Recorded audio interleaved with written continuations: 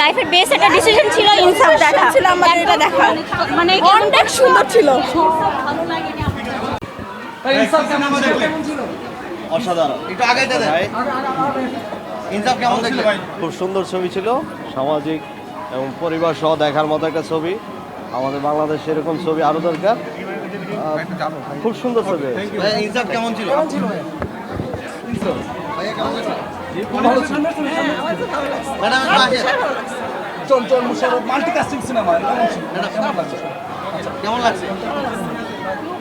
শরীফুল্লাহদের অভিনয়? সবাই ভালো, সবার অভিনয় একরকমই আছে।